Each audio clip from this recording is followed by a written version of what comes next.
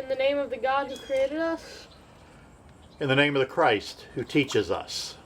In the name of the Spirit who journeys alongside us. Welcome home, children of God. Good morning, First Elizabethton family. Welcome to worship this morning, the first Sunday of the new year, 2021, January the 3rd. It is good to be here this morning. We made it through 2020 together, and I am so grateful for your presence and your support in this community and surviving last year, and look forward to some bright and exciting times together in our year ahead.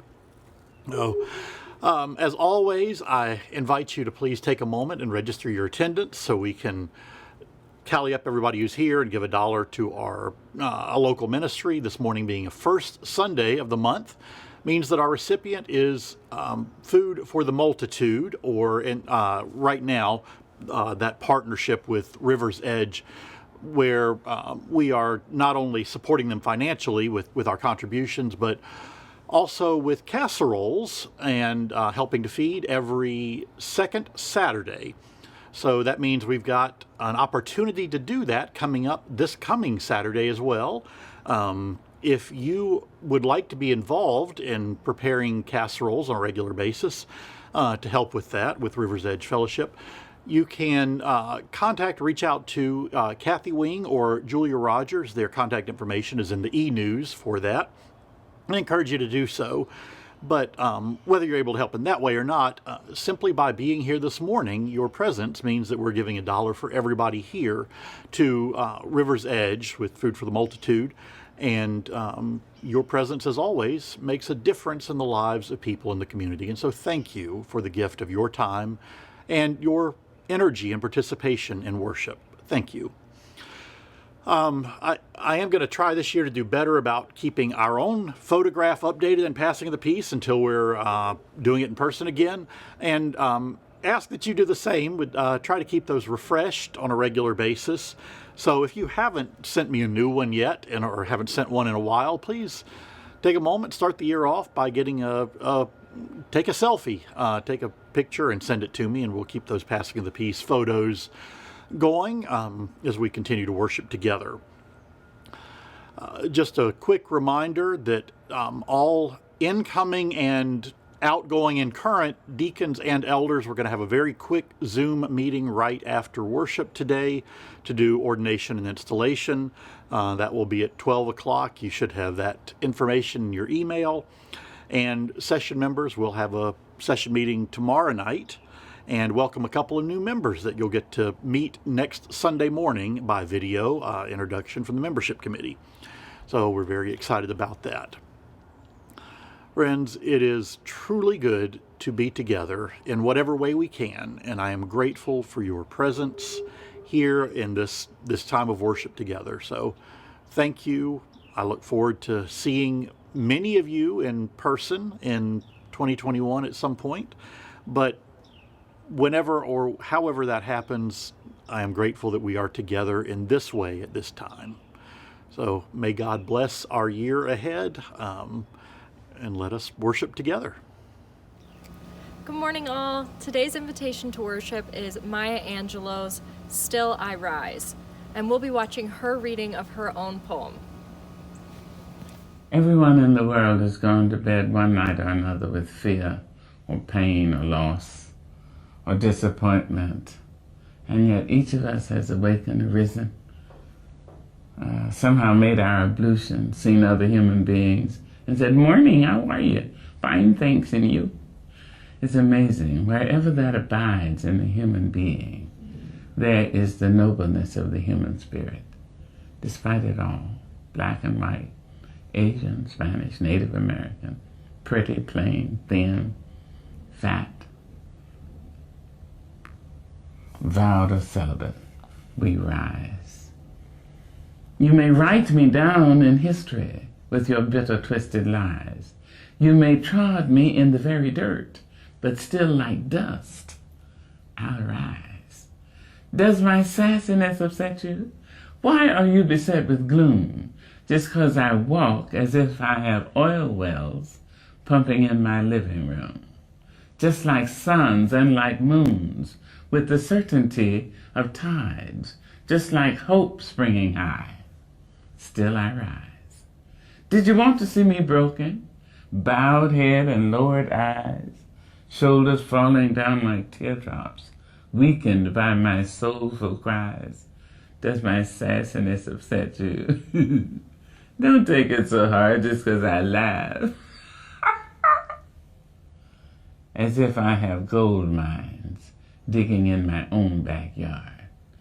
You can shoot me with your words. You can cut me with your lies. You can kill me with your hatefulness. But just like life, I'll rise. Does my sexiness offend you? Oh, does it come as a surprise that I dance? As if I have diamonds at the meeting of my thighs. Out of the huts of history's shame I rise. Up from a past rooted in pain I rise.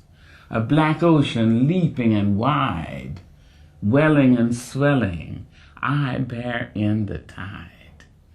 Leaving behind nights of terror and fear, I rise. Into a daybreak miraculously clear, I rise. Bringing the gifts that my ancestors gave. I am the hope and the dream of the slave. And so, naturally,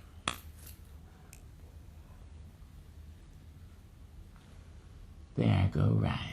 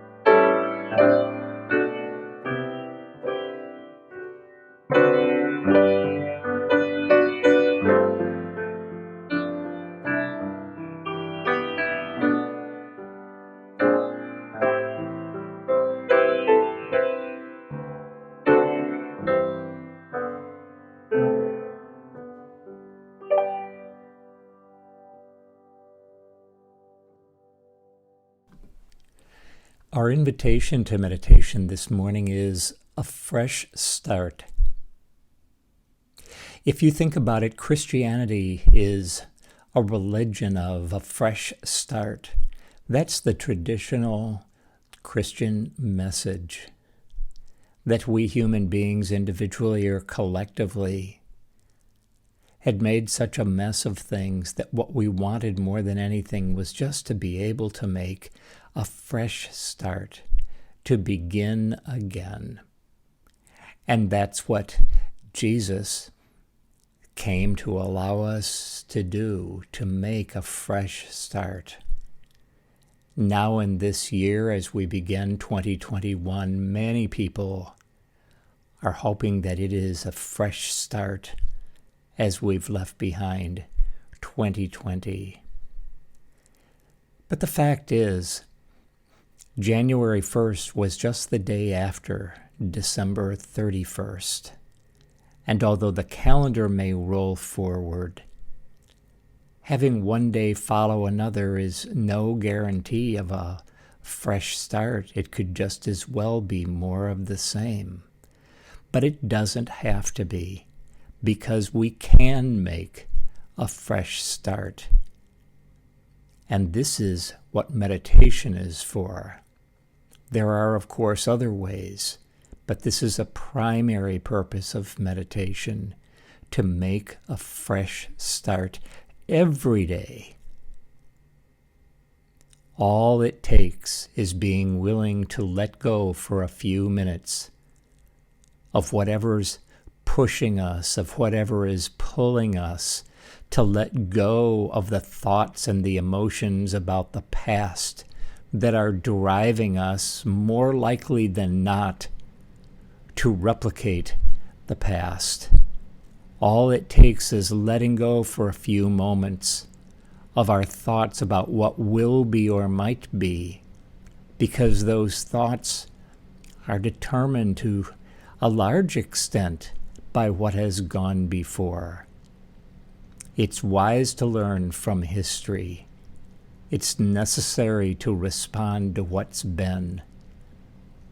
But it's incredibly helpful to spend a few minutes every day simply dwelling in this present moment, allowing the mind to reset, allowing stillness to arise, so that we can return again to the work that we need to do. We can return again to our relationships. We can return to our lives with a fresh, new perspective and a readiness and an ability to begin again. And so this morning, let's meditate in silence. As you're able, please sit erect and don't slump. If reclining is more comfortable for you, though, please do that. Notice the weight of your body upon whatever you're sitting, and feel that sensation of weight as a gentle hug between you and Mother Earth, which it surely is. Notice your shoulders. Let them relax and drop toward the floor, and draw them back slightly. So you're sitting with a nice open chest in a posture of quiet confidence. And having established this physical posture, now establish a mental posture, seeking nothing, running from nothing, content to dwell in this moment. And so in silence, let us meditate.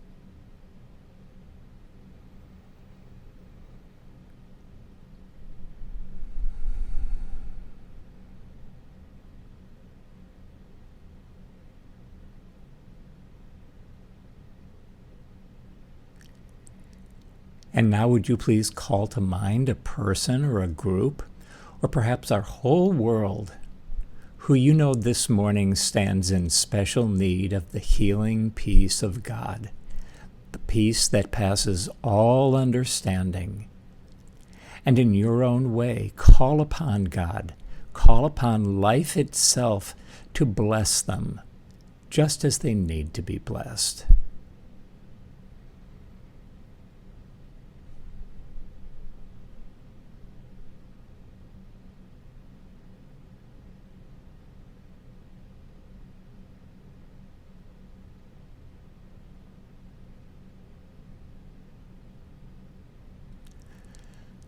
Amen. Our first reading for today comes from Exodus chapter 20, verse 15. You shall not steal. Our second reading comes from Matthew chapter 6, verses 19 through 24. Do not store up for yourselves treasures on earth, where moth and rust consume, and where thieves break in and steal. But store up for yourself treasures in heaven, where neither moth nor rust consumes, and where thieves do not break in and steal. For where your treasure is, there your heart will be also. The eye is the lamp of the body. So if your eye is healthy, your whole body will be full of light. But if your eye is unhealthy, your whole body will be full of darkness. If then the light in you is darkness, how great is the darkness? No one can serve two masters, for a slave will either hate the one and love the other, or be devoted to the one and despise the other. You cannot serve God and wealth. Good morning and welcome. This morning, start of a new year, of course, we're going to be in sermons for the next couple of Sundays, returning back to the 10 Commandments series that I started back in October. We got through the first 7 of them before breaking for Advent and Christmas, but I was really enjoying that series, and so I wanted to finish it out before we move on to something new. So to quickly just kind of recap or bring us back up to speed, to quickly refresh our premise in looking at all of these 10 commandments, these 10 laws, is that they were given as a way of living in community together. So they were not so much given just for individuals, they were given to communities and for a way of forming a community. And in particular, a community that was distinctively different than the community that the Israelites left behind in Egypt. So, to give the 10 Commandments some context, they come just after the Israelites escaped from Egypt, where they had been held as slaves, enslaved by Pharaoh for the purpose of making bricks and building storehouses. And those storehouses were made to hold the accumulated wealth of the Egyptian empire. So that is what the Israelites have left behind when they get these 10 Commandments. And in leaving that life behind them, the Israelites are gifted these guidelines for how to establish and live together within a different kind of society, keeping in mind that, again, these guidelines are not particularly so much for individuals, though obviously they apply to individuals as well, but they're really given as community guidelines. And so in reading each one of these commandments, I find that it's helpful to ask some questions of them. Like, for instance, what community ideals is this commandment intended to help uphold? Or what communal practices or behaviors are being rejected by this commandment? And so the last 5 commandments all take the same format of rejecting something. And they begin with the Hebrew word lo. That means no or not, and then it's followed by a verb. So these last 5 commandments literally translate as no killing, no adultery, and now, this morning, no stealing. And so what principles or behaviors are being affirmed or rejected by a commandment to not steal? Now, families may have had some items of value, but remember that these commandments are given to a nomadic people wandering the Sinai desert and making a subsistence living. 4 chapters earlier, in Exodus, they cry out to God for food, and so God sends them manna, or bread from heaven. But that manna comes with the instruction that each family should take no more than what was necessary to eat for that day. Storing up additional manna was prohibited. Why? Well, because taking more than you needed was literally stealing food from your neighbors that they needed to survive. So stealing, at least in the context of these commandments, stealing is not just about taking something that clearly belongs to someone else. Stealing is also taking more resources than you need, even if those resources are not yet claimed or owned by someone else. And that reframes the idea of stealing for me a little bit. So if I get up super early and go gather twice as much manna as I needed, and it turns out that by doing so there isn't enough for you, and then you have to come and take manna from me so that you have enough to eat, well, then that means that I am the one who stole by taking more than I needed. And you, even though you were the one who took manna from me, you are not the one who stole. That I am the one who stole by taking more things than I needed to start with. Now last year, the year that is now finally, thankfully, behind us, last year saw the wealth of billionaires skyrocket. Elon Musk, CEO of Tesla, crossed the $100 billion threshold in August, making him the world's 5th centibillionaire. His wealth increased by 242% in the first months of 2020. Jeff Bezos, Amazon CEO, added an additional $65 billion to his wealth, again in 2020 alone. So in the worst economic depression since 1930, with the highest unemployment rates in nearly a century, just those two people in our country have added over $120 billion to their bank account. Are they guilty of stealing? See, I guess it kind of depends on the framework through which we ask that question, doesn't it? The laws of our country and of most countries would find us guilty of stealing if we went to the nearest Whole Foods, a grocery chain owned by Amazon, and took bread that we needed to get through today.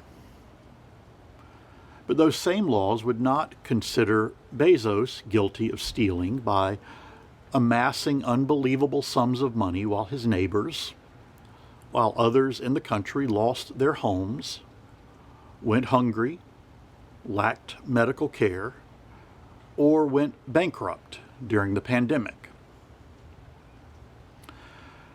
Now, I'm not suggesting that it should be okay to walk into Whole Foods and take whatever you want without paying, any more than necessarily it is okay to go to your neighbor's house while they're out running errands and help yourself to a few of their nicer Christmas presents. But I point that out because I think there's a lot more to this commandment than just a prohibition against me taking something that belongs to someone else. This commandment invites us to consider all of the other ways in which theft is manifested in our culture, including the radical inequalities that leave some building bigger storehouses to hold their excess manna while others go hungry.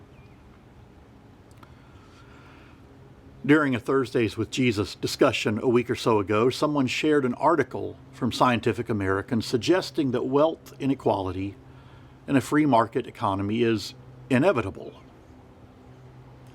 This article showed how, using mathematical modeling, scholars from Tufts University were able to show that even if you randomized economic exchanges between people, running those random exchanges over and over again begins to concentrate wealth until you ultimately end up with an oligarch and a whole lot of poor people.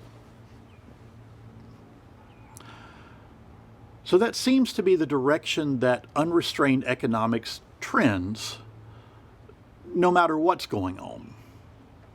So the Hebrew people put a law into place called Jubilee. And every 50th year, debts were to be forgiven, land was to be returned to its original owner, and the economy was to be reset. Now, most scholars don't believe that Jubilee was ever practiced, at least not on any kind of national scale. But consider this.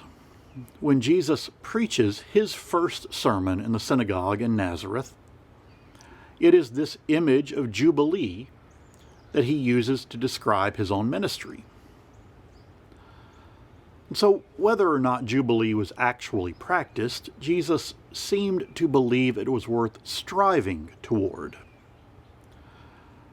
And certainly, throughout his ministry, he noted the spiritual pitfalls of pursuing wealth at the expense of neighbor. So what might it look like for us to live by the eighth commandment? Well, it probably does mean that we shouldn't walk out of Whole Foods without paying for our groceries. Also probably means we shouldn't help ourselves to our neighbor's television. Just know that that's not all that it means.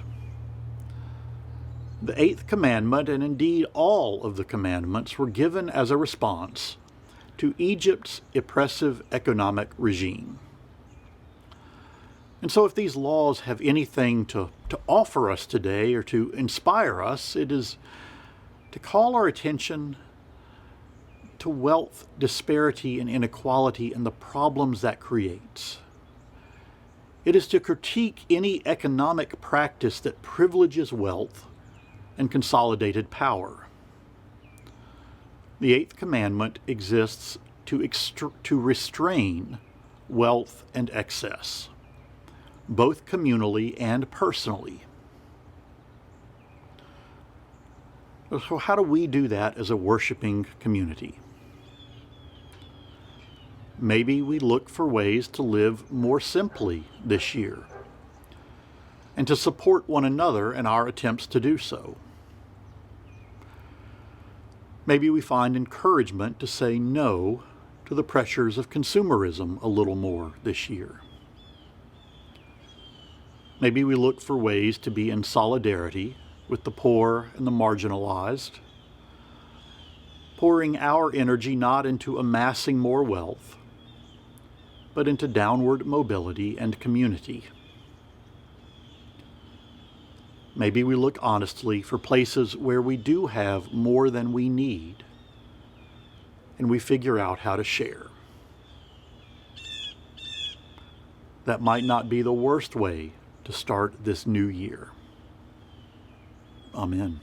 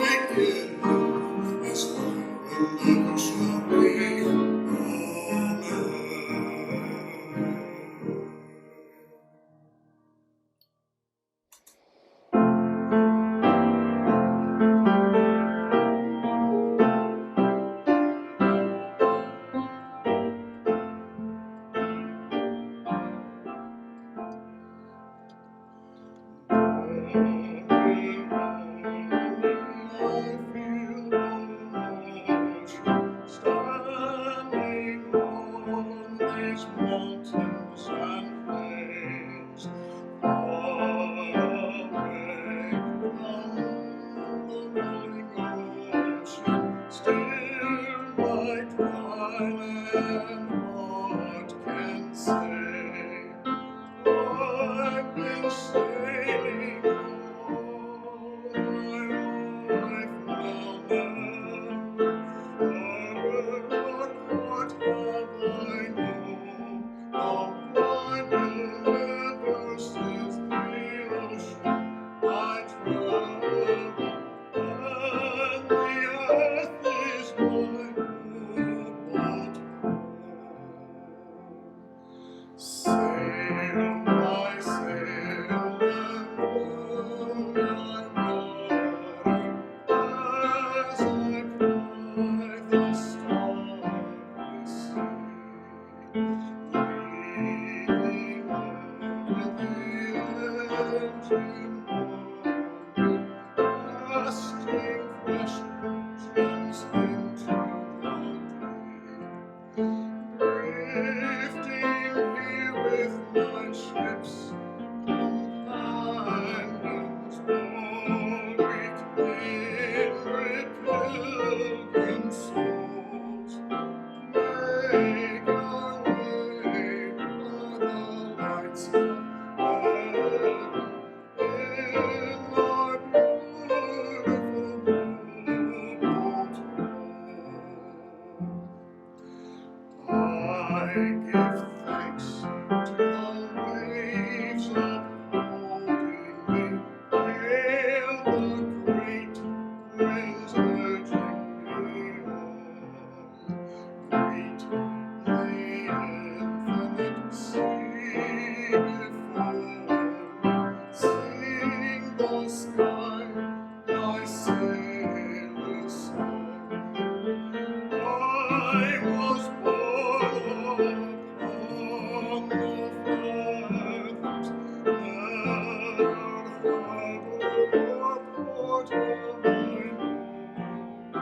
How I knew the verses, the ocean I traveled, and the earth is my boat home.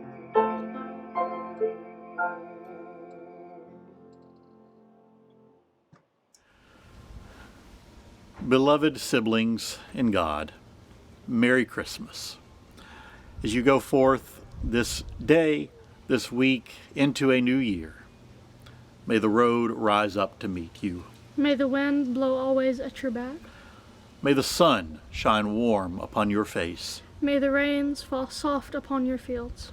And until we meet again, May God hold you in the hollow of her hand. Amen. Amen.